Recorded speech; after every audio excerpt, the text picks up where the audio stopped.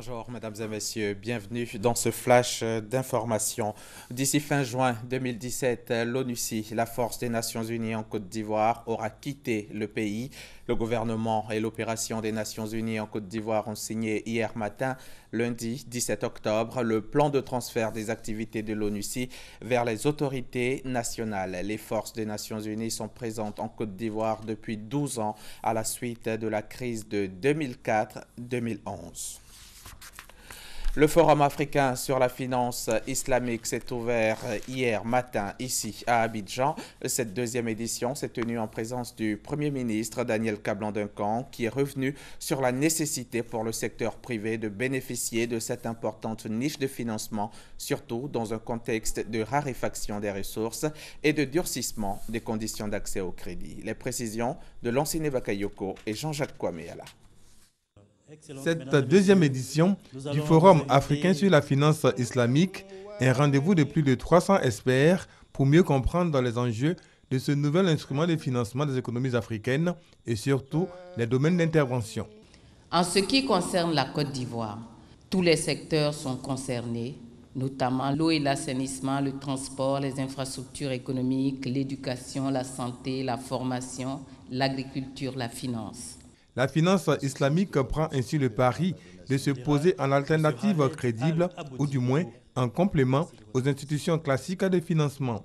Problème, les ressources de cette finance islamique ont jusque-là été orientées vers le public. Aujourd'hui, il s'agit donc d'élargir son champ d'action au secteur privé. Les opportunités de financement du secteur privé sont nombreuses. En Côte d'Ivoire, la contribution attendue du secteur privé au financement du Plan national de développement 2016-2020 est de 18 000 milliards de francs CFA sur les 30 000 milliards attendus.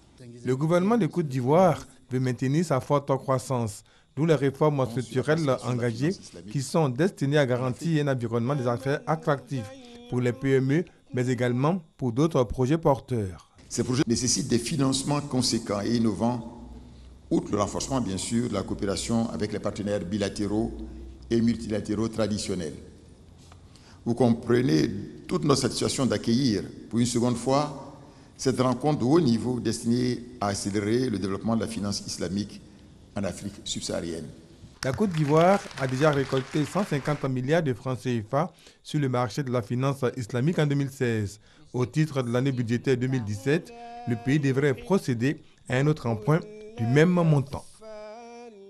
Les inscriptions aux examens scolaires de la session 2017 sont ouvertes depuis hier lundi 17 octobre et ce jusqu'au vendredi 16 décembre 2016. L'information a été rendue publique hier dans un communiqué produit par Dosso Nimaga Mariam, la directrice des examens et concours.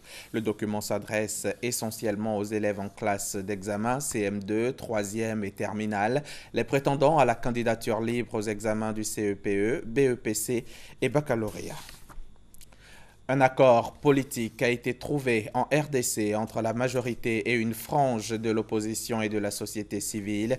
Il devrait être signé ce mardi individuellement par les quelques 300 participants au dialogue. C'est ce qu'a annoncé le facilitateur de l'Union africaine, Edem Kodjo. L'accord a été adopté hier lundi en plénière par acclamation. La campagne présidentielle aux États-Unis bat son plein et Donald Trump, le candidat républicain, se dit persuadé que s'il ne gagne pas l'élection présidentielle de novembre prochain, ce sera à cause d'une fraude générale organisée par son adversaire. D'après le milliardaire, les préparatifs de cette tricherie ont déjà commencé. Fin de ce flash, rendez-vous à 13 h pour le point complet de l'actualité.